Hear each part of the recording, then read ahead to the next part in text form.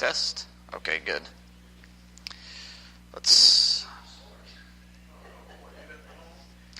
Alright, I think this should be on now. That's good. I need to change this real quick.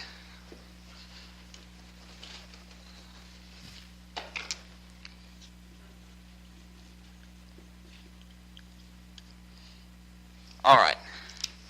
We're in Matthew chapter 24, and I believe we left off in verse 30.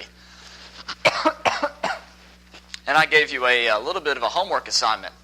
Does anybody remember what that was? Yeah, it makes sense of the last few words. Right, makes sense of the last few words there in Matthew 24. Particularly makes sense of it in reference to the passage that it's quoting, and that is Daniel 7:13. What does it mean in Daniel 7:13 when it talks about the Son of Man coming on the clouds of the sky? Did anybody have a chance to read Daniel chapter 7 and see what that was talking about?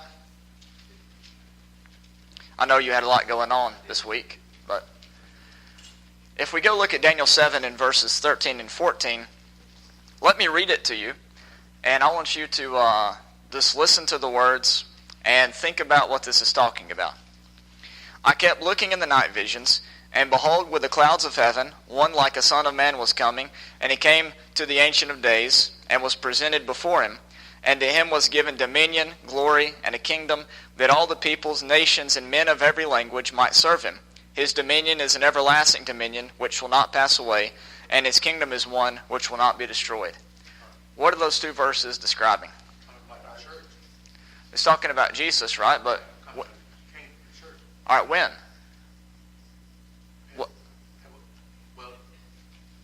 the answer is talking about in the last days that they've been talking about all the time, but it really began after his resurrection and went back to heaven, and then it wasn't fully.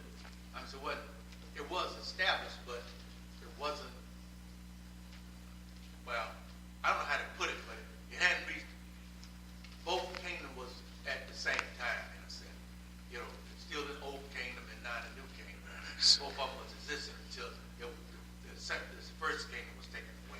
So Jesus sat on his throne starting at the time of his resurrection when he said, all power is given unto me. Yeah. But that power and kingdom wasn't revealed until AD 70 when the other kingdom was cast out, is what you say. So you would say that Daniel 7, 13, and 14, is that a description of that first part, or is that a description of the second part in AD 70? Is this talking about the time after Jesus' resurrection, or is it talking about AD 70? Well, to me, it's kind of hard to say because I think it was given to him then, but the other kingdom was existing. It wasn't. Some people use the word fully established until after this first one was taken away. Another good word is consummation, the consummation of the kingdom. Right. Anybody else have any thoughts on that? Gary, I think you were going to say something. Yeah, in the context of the whole chapter, in verse 17, Daniel sees again the four kingdoms, which doesn't mention it this time about the fourth kingdom, but we understand that from chapter 2 and verse 44. But in verse 18, he says, the saints of the Most High shall take the kingdom, possess the kingdom forever, even forever and ever. And that's what Jesus quotes in Matthew 21, verse 43. And then in verse 21 and 22, you get the time frame. I beheld the same horn being war with the saints and prevailed against them until the Ancient of Days, Christ, came and judgment was given to the saints. That's a repeat of verse 18. And the Most High, the time came that the saints possessed the kingdom. So you don't possess the kingdom until salvation has come, the consummation, like you say, the end of the first covenant and the beginning of the second covenant. All right, so Gary puts it at AD 70 as well, and I agree with this. Let me read it to you again and tell you why this passage is confusing to some. In Daniel 7:13, he says this once more. I kept looking until the thrones were set up, and the Ancient of Days took his seat, and his vesture was like white as snow, and the hair of his head like pure wool, and his throne was, I'm reading verse 9, I just realized, and his throne was ablaze with flames, its wheels like a burning fire. Now let's read verse 13. My bad about reading verse 9. I didn't mean to read that. I kept looking in the night visions, and one with the clouds of heaven, and behold, with the clouds of heaven, one like a son of man was coming, and he came up to the Ancient of Days, is how the New American Standard reads. So a lot of people think this is talking about Jesus' ascension, and they remove it from the context that it's talking about, as y'all all have shown, the casting out of the first kingdom and the establishment of the second kingdom. Let me show you one way that you can see the context here of what it's talking about. We're going to start in verse 1 and we're going to start not in verse 1 because that'll be a bit too much for us, but we're going to start in verse 9 and read and see where the Ancient of Days is in all these passages. Daniel chapter 7 and verse 9. And we're just going to read through this and ask ourselves the question, where is the Ancient of Days? He says, I kept looking until the thrones were set up, and the Ancient of Days took his seat. His vesture was like white snow, the hair of his head like pure wool. His throne was ablaze with flames, its wheels were burning fire. A river of fire was flowing and coming out before him, and thousands upon thousands were attending him, and myriads upon myriads were standing before him. The court sat, and the books were open. So this is the Ancient of Days coming in judgment on these four beasts that are on the earth, specifically this fourth beast, and this little horn of this fourth beast. And so in verse 11 you see, then I kept looking because of the sound of the boastful words which the horn was speaking. I kept looking until the beast was slain. Now when was it? This was when the Ancient of Days comes and judges this beast. All right? For the rest, and its body was destroyed and given to the burning fire. As for the rest of the beasts, their dominion was taken away, but an extension of life was granted to them for an appointed period of time. I kept looking in the night visions, and behold, with the clouds of heaven, one like the Son of Man was coming, and he came up to the Ancient of Days. Now, where's the Ancient of Days, though? He's judging the beasts that are on the earth. This isn't Jesus going from the earth to heaven, but it's Jesus coming with the clouds of heaven to take up his reign over the people of the earth, to be in his kingdom, to reign in his kingdom, where he is with us today. See that? So the location of the Ancient of Days isn't in heaven, but it's in this realm to destroy the beasts and slay the beasts. So a lot of people have Jesus going their own way, going up, instead of coming down, back to judge and receive this kingdom. And I know that you might not have heard that position before, but many people in the church take that position, that this is a description of Jesus' ascension into heaven. And particularly one very famous preacher that you might not have heard of because it's more of an Alabama famous preacher, but Rex Turner Sr. takes that position. And that's who people that taught me learned the book of Daniel from, so that's how I was taught. I was always taught this was the ascension. And so I didn't know if that was something you were familiar with, so I wanted to clear that up just in case you might have been familiar with that position. The point is, though, in Matthew 24 and verse 30, Jesus is quoting this passage not to reference his ascension, but yet to reference his coming in judgment upon that sinful generation. And so that's what Matthew 24 verse 30 is talking about. Jesus coming in judgment and the time of that fourth beast and the time of that little horn to destroy it and to set up the kingdom forever and ever. The important part about this passage, though, is that it's one that is talked about and referenced throughout the Bible over and over again, the New Testament in particular. The reason why that's important is for the same reason why we discussed its importance on Wednesday night. And that's because if you have a time statement in a particular passage and somebody else quotes from that passage, then the time statement in the one passage controls the meaning of the other passage, right? We learned that concerning the resurrection in Daniel 12 on Wednesday. And so in Daniel chapter 7, you have a definite time frame. That is the time of that fourth kingdom that's on the earth, the time of the kingdom of Rome.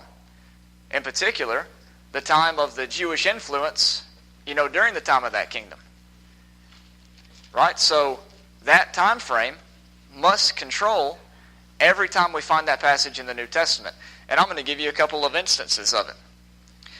For example, this coming of the Son of Man on the clouds of glory, or the clouds of the sky, can be found in Matthew chapter 16, verses 27 and 28. Matthew 16, 27 and 28 is another passage where it talks about the coming of the Son of Man. And this coming of the Son of Man is what in glory is what is another passage that's referencing Daniel 7, 13, and 14. In Matthew 16, 27 and 28, the text says, "For the Son of Man is going to come in the glory of his Father with his angels, and will repay every man according to his deeds. Truly I say to you, there are some of those who are standing here who will not taste death until they see the Son of Man coming in his kingdom." Daniel 7 talks about the Son of Man coming in his kingdom, coming in his glory. And so the text of Daniel 7 controls how we interpret Matthew 16. Not to mention the fact that he says, there's some of you standing here who won't taste death till they see the Son of Man coming in his kingdom. So again, the context of Daniel 7 controls how we interpret passages like Matthew 16, 27 and 28. Does anybody know any other passages in the New Testament? Yes, sir, Lonnie. I was just saying, this was at the time of the destruction of Jerusalem, right? That's right. Okay. Exactly. And Daniel 7 is what controls that interpretation. It shows us when that would be. Not to mention, the text we've already been studying in Matthew 24. The idea of Jesus coming on the clouds of heaven, though, is not one that's just limited to these two passages. That's talked about elsewhere in the New Testament. Do you know where else that might be? 25, 30, 31. Right, that's correct. In Matthew 25, 30, and 31, the same coming is discussed. That is, Jesus is coming in glory. Matthew chapter 25, particularly verse 31, he says, "But when the Son of Man comes in his glory, and all the angels with him, then he will sit on his glorious throne." Do you see how that fits in with what you read in Daniel 7? The time of the coming of the Son of Man, the time of his sitting on his glorious throne, the time of his receiving of the kingdom. It's all controlled by that limitation within the time frame of the Roman Empire. But there's other passages in the New Testament that talk about Jesus coming on the clouds of heaven in glory. What else would they be?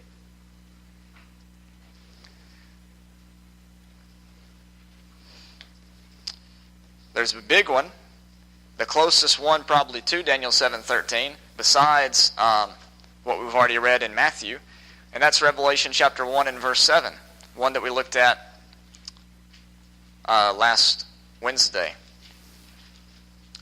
Revelation 1:7, it's highly recognized that this is a reference to Daniel 7:13. Not to mention that the content of Daniel 7 is referenced over and over again, and the imagery of Daniel 7 is used over and over again in Revelation. But look at Revelation 1:7, and we can see that. "Behold, he is coming with the clouds, and every eye will see him, even those who pierced him, and all the tribes of the earth will mourn over him. So it is to be. Amen." So this Revelation 1:7 passage, not only is it similar to Daniel 7:13, but it's also very similar to what you read in Matthew 24:30. The coming of the Son of Man, people seeing that coming, and people, the tribes of the earth, mourning in that way, right? Yes, sir. Okay.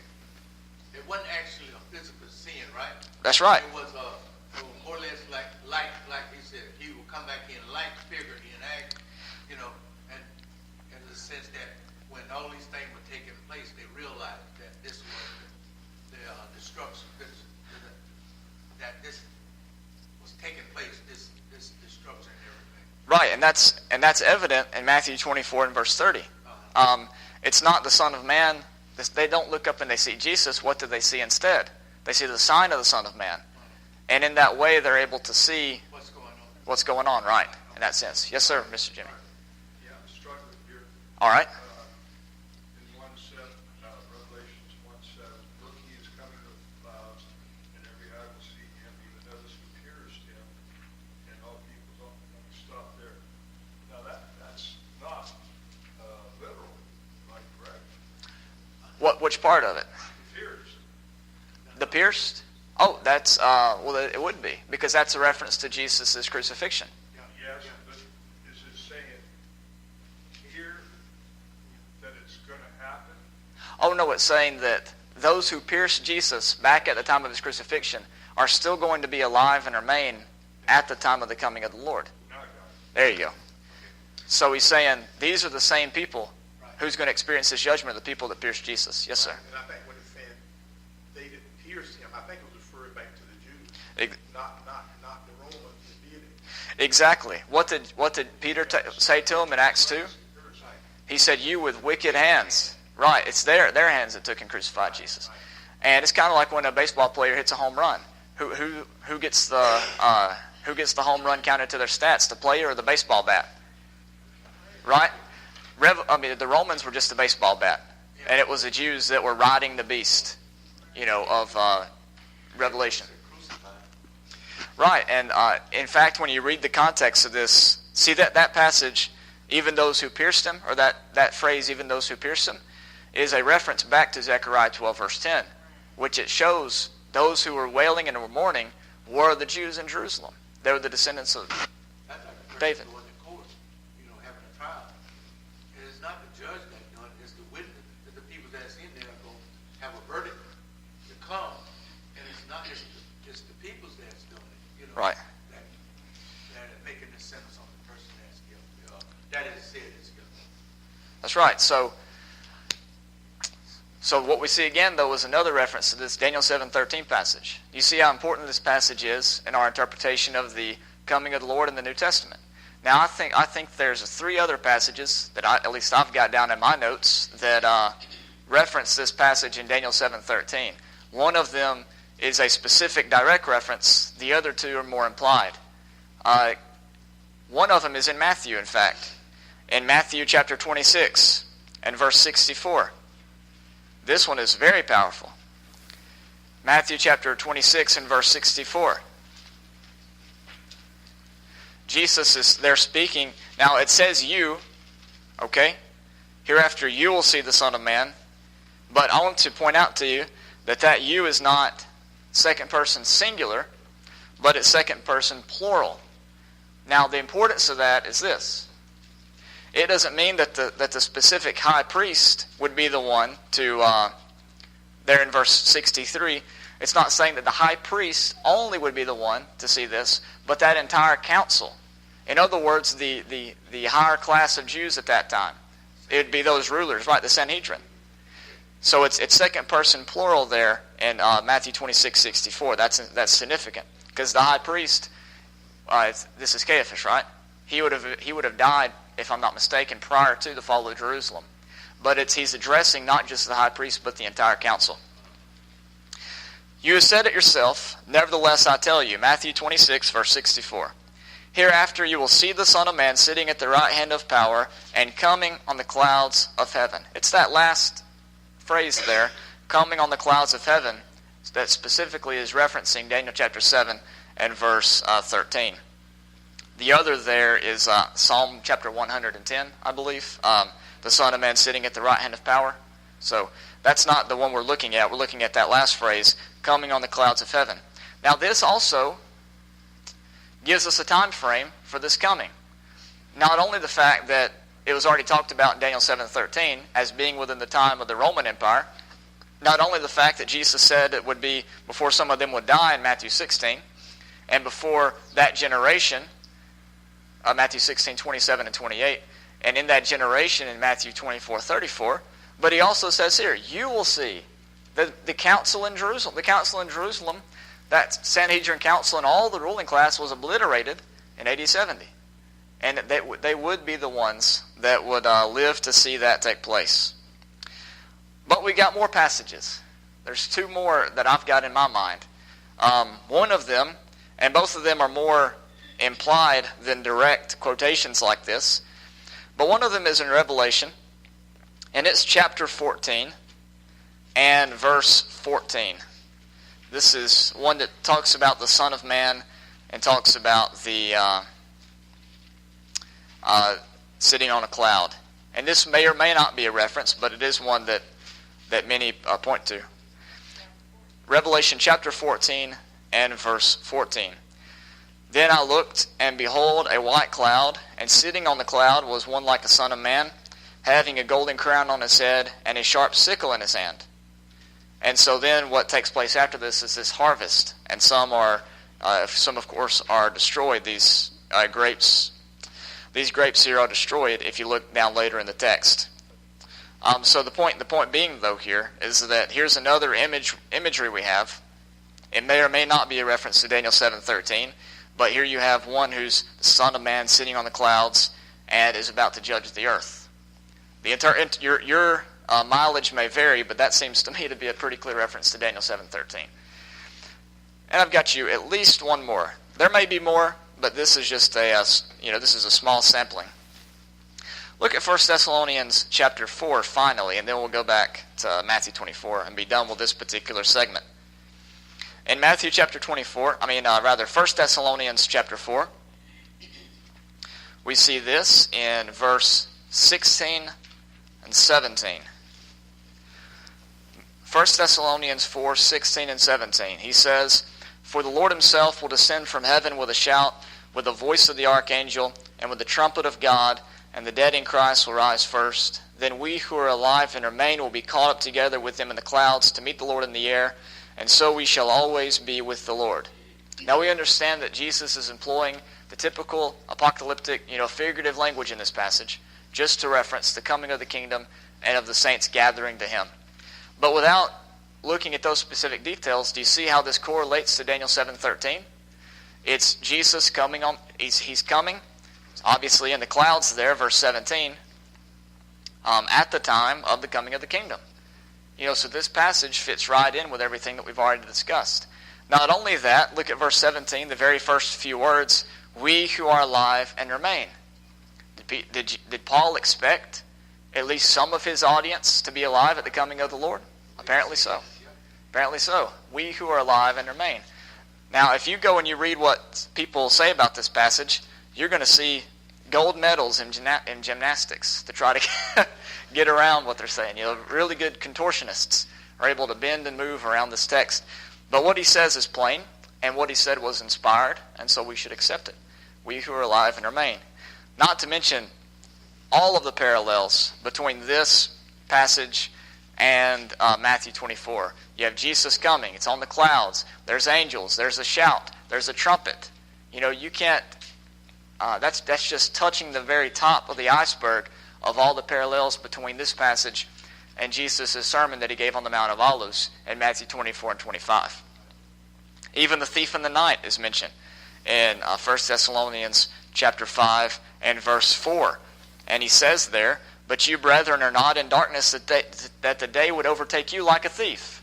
So when Jesus talks about coming like a thief in the night, he's not saying that that's going to be like that even for the righteous. Think about it. If you got the neighborhood watch can look out and see, the signs if a thief is coming. You have strange car driving slowly through the town, looking at the houses, casing the place, stuff like unmarked vans or what have you. And the neighborhood watch can say, "Hey, there's something kind of fishy going on here. Better alert the authorities and see, what the deal is." But the point is that these people who are watching, it wouldn't overtake them like a thief, but it would overtake those who are living in darkness. And that's what Paul says here in 1 Thessalonians 5. But the point of that being is just to point out some of the connections between this passage and Matthew 24 and 25. Does anybody have any comments on Jesus coming on the clouds of heaven? Or any of the passages we looked at? Ms. Connie, did you have something? No, I'm just thinking that this is yet to happen. What do you mean? That's what everybody thinks anyway. Oh, yeah, right. And that's why it's so interesting to read Well- this, and then to go back and see what it really, We're- the context. We're going to talk a little bit about that in a sermon today. I'm going to introduce a theme to you that's in the Bible that's really fun to study. And I'm going to talk about that just a little bit. So, okay. That's a hard concept.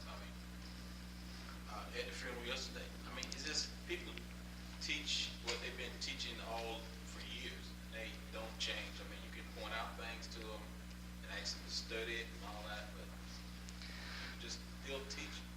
It was mentioned a number of times that the Lord, there's going to be a judgment, and the Lord's going to come back, receive those, into Himself, and it's still the same.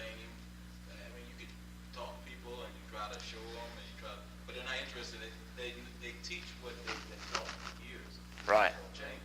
Exactly. Raise your hand here if you were ever taught that when you die, you don't go to heaven, you go to Abraham's bosom for a period of time. Yeah. Anybody taught that? Okay. Now, you hear that in the sermons, But then you go to the funeral, and then what do they say? Everybody's going directly to heaven. Right? But, yeah, I always thought that was interesting, that they have two different ideas. Yes, Lonnie? See, that's what I've been saying a long time, to a lot of people. We teach what we've been taught. Right. And that's the same thing that people see in other churches. They teach what they've been taught, and the same thing with the church. A lot of people are teaching the stuff they've been taught, and they haven't really studied the Bible to see what it teaches. Now, here's an example of this. Who here believes in the importance of baptism?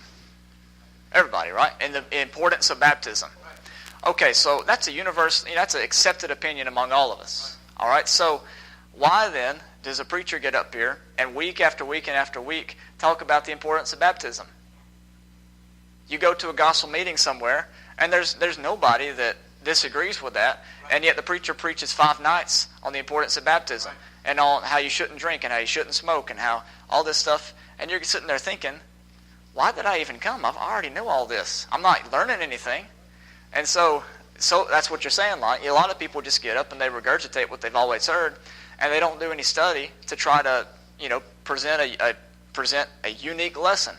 Not unique in the sense that it's contrary to the Bible, but unique in the sense that it's something they came up with themselves. That's a problem. I used to go to a lot of meetings, but it got to the point that I heard the same old thing over and over. Right. Nothing different, nothing new. And I don't know, I told one man one time, I said, every time I read something out of a book, it sounds like I'm hearing you preach. Basically, yeah. My granddad gave me this sermon outline book, not because he wanted me to use it, because you can use it for inspiration on things. And I started noticing that a lot of preachers were preaching those exact sermons down to the verses. Yeah.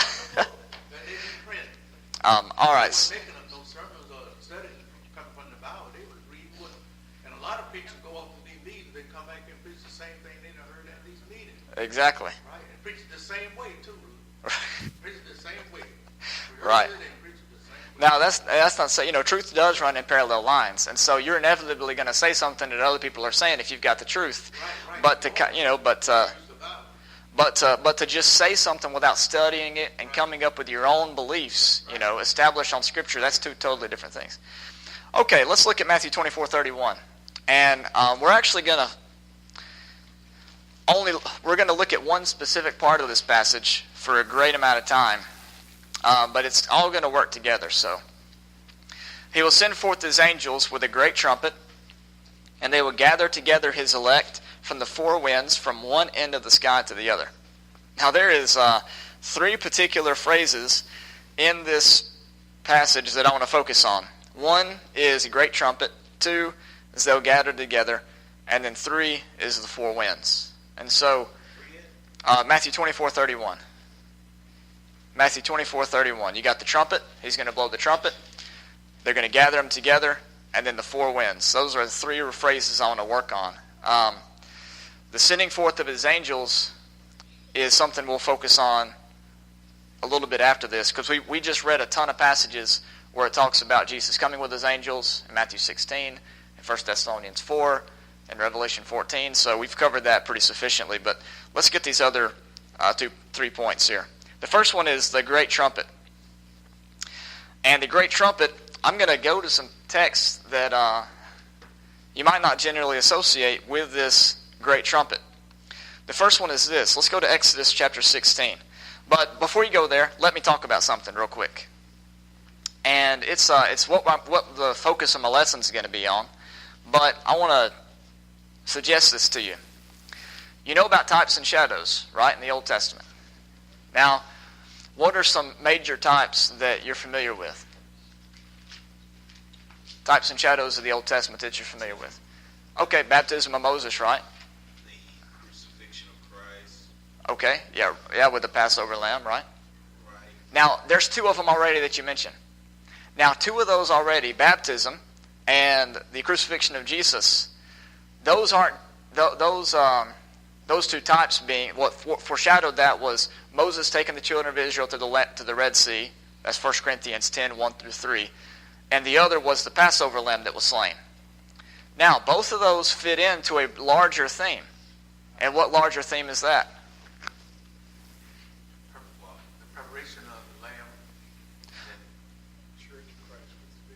I mean, in the Old Testament, the Passover and passing through the Red Sea, that's part of one large event. Right. What event's that?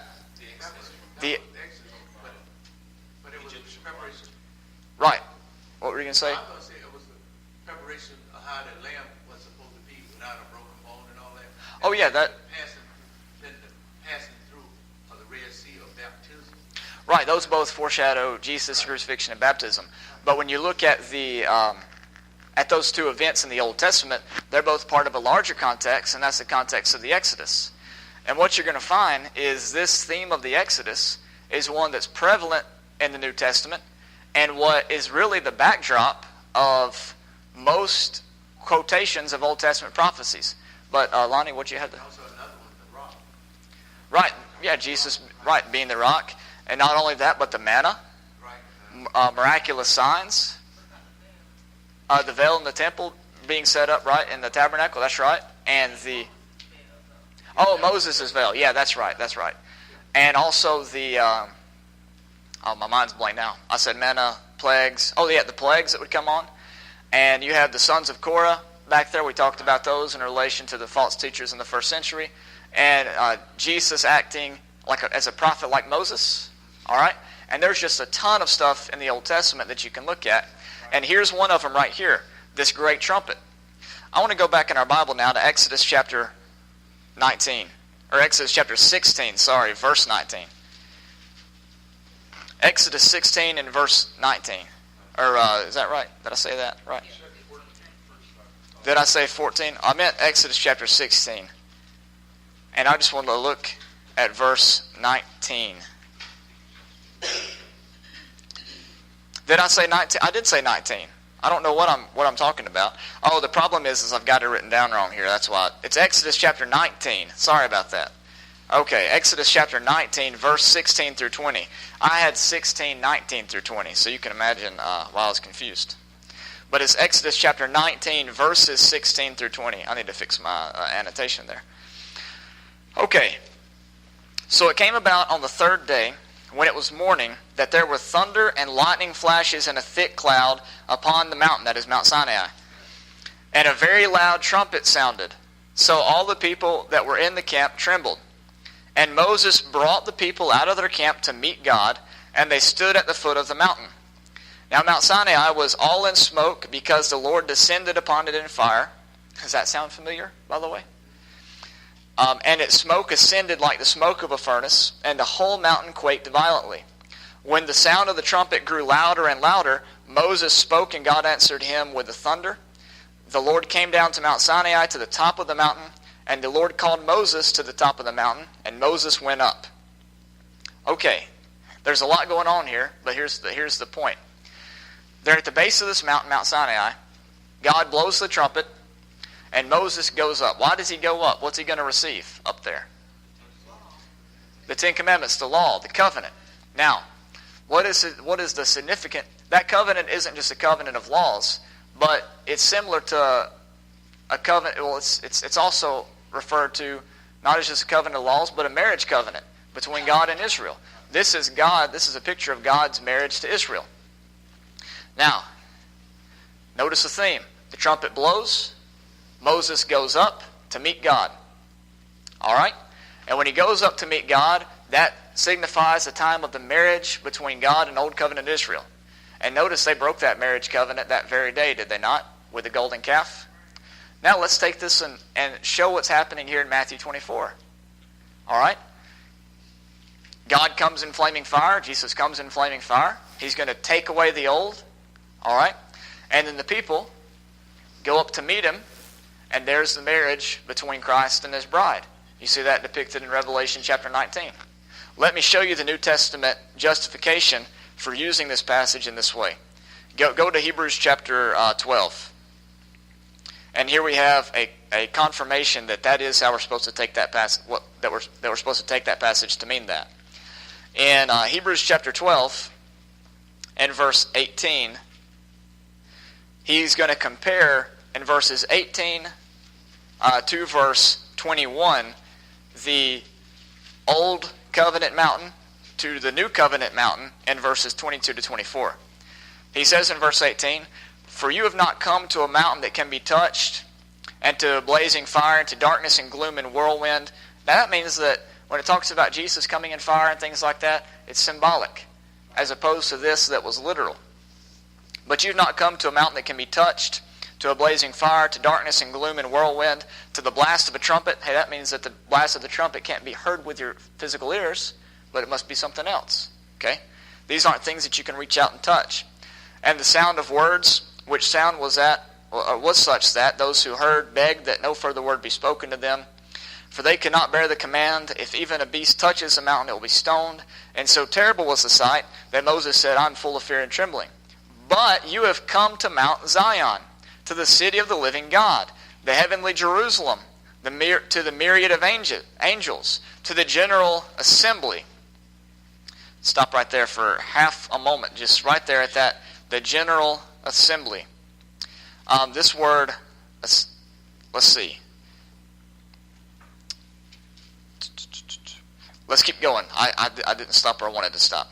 To the general assembly and the church of the firstborn who are enrolled in heaven, and to God, the judge of all, and to the spirits of the righteous made perfect, and to Jesus, the mediator of the new covenant, and to the sprinkled blood which speaks better than the blood of Abel.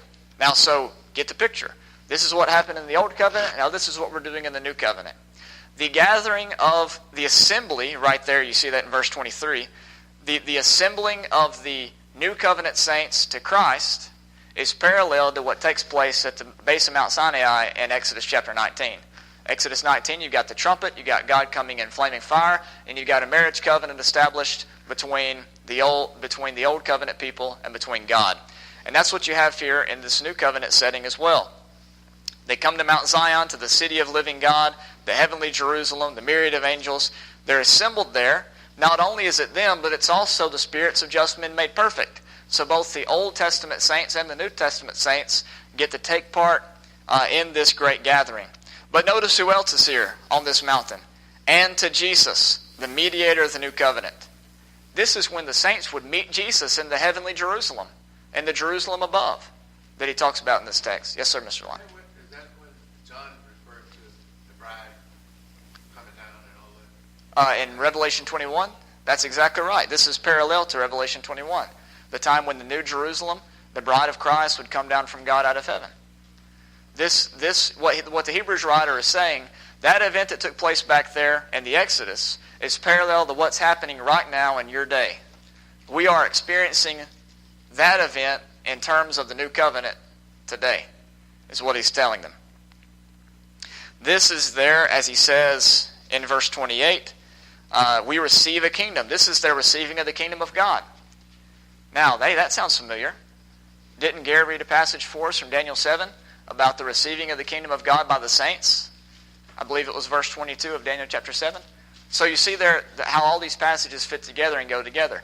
The point being here is that that trumpet blown in Exodus chapter 19 to signify, the time of God coming to be with his people in marriage, in that old covenant marriage, is a type and a shadow of what would take place at the fall of Jerusalem in AD 70, whenever Jesus would come to finalize the marriage between him and his people in the new covenant. That's the time of their gathering unto him, just as Moses went up the mountain to meet Jesus. The saints in the first century went up the mountain, so to speak, to meet Christ and to be with him forever and ever. And it's a relationship that continues on through us today with Christ. And the 29th verse, the last part of 28 and the 29th verse, God is a consuming fire. Right, God is a consuming fire, which was used in the book of Deuteronomy to indicate how God would go before them, and assist them in destroying the nations. But it also served as a warning that he would destroy them if they ever got out of line. They came to the mountain and told them. Right. Okay. Any questions or comments on that specific part about the trumpet blowing? All right. There's just one reference to the trumpet, but I've got more for you. And these are more exact references, I guess you'd say. One is one that we've already looked at before, and it is Isaiah chapter 27 and verses 12 to 13. Isaiah chapter 27, verses 12 and 13. Isaiah 27, 12 and 13 says, "In that day the Lord will start his threshing from the flowing stream of the Euphrates to the brook of Egypt." That's the land of Palestine, is it not? The Euphrates to Egypt, that's the land that the Jews inhabited. "And you will be gathered up one by one, O sons of Israel." Hey, by the way, that word gathered up is important, and you'll see why that is in a second. "It will come about also in that day that a great trumpet will be blown, and those who are perishing in the land of Assyria and who are scattered in the land of Egypt will come up and worship the Lord." Look at that. "In the holy mountain at Jerusalem." You see how all this just connects together? There's the mountain of Hebrews chapter 12. That was typified or shadowed in the mountain that Moses went up to in Exodus chapter 19. This is the mountain of the Lord's house, the kingdom of God. So this is one of Jesus' source texts for this blowing of the great trumpet. So when we talk about the gathering of Matthew 24, we're obviously talking about the gathering of a specific people. And who's that? Israel. But in this case, it's not physical Israel, but it's spiritual Israel, the Israel of God. Those who were born not of the flesh, but of the Spirit. Who were born not of the works of the law, but of the righteousness which is by faith, as Paul talks about in his epistles. Okay, now, again, this passage here in Isaiah 27 is very important for us, and that's going to come out even more in a moment. There's one more Old Testament source that would come to the apostles' minds and the Jewish people's minds as they're reading this text. And it's in regards to one of the feast days. Could you imagine what feast day is related to the blowing of a trumpet? Probably the Feast of Trumpets. Also called, I believe, Rosh Hashanah. Now this is from We're not going to go there now, but this is Leviticus 23:24, is where the Feast of Trumpets is talked about. We talked about this a long time ago. 23 verse 24 is where the Feast of Trumpets is discussed. Now the Feast of Trumpets took place on the first day of the civil New Year. The religious New Year is different from the civil New Year, but it took place on the first day of the civil New Year. And the way that they signified the first day of the month was through a blowing of a trumpet. Now, why this is important is because it wasn't like how the Jewish calendar is today and how our calendar is today. We know exactly when the first day of the month is going to be. But in this time, the month was based off the phases of the moons. And so they had these people called watchers that would blow the trumpet to signify the starting of a month, to signify the starting of a year. That's why he says in a second, "You won't know the day or the hour," in verse 36. They didn't know the day or the hour of the start of the civil New Year. They had to wait when they heard that trumpet blown by the individuals who would mark the beginning of the month or the beginning of the year. All right? So that just gives you some background on where this imagery may come from. Let's see if there's any other thing. Okay, now this great trumpet is talked about throughout the New Testament. I'm going to give you a list of passages, and we're not going to go to them at this time because we simply don't have the time. Worship's going to start here in a minute. But here are the passages. 1 Corinthians 15, verse 52. If you want to write these down, if you're taking notes, I'll give you a second to do that. 1 Corinthians chapter 15 and verse 52. Abbreviations would probably come in handy right here. 1 Thessalonians chapter 4 and verse 16. 1 Thessalonians chapter 4 and verse 16. If you need me to re-say any of them, just stop me and I'll be glad to. So the first one was 1 Corinthians 15, verse 52. And the second one was 1 Thessalonians chapter 4 and verse 16. The last two are from Revelation. Revelation. And I'll give you the reference here in a second. Revelation chapter 10 and verse 7. Revelation 10 and verse 7. And then Revelation 11 and verse 15.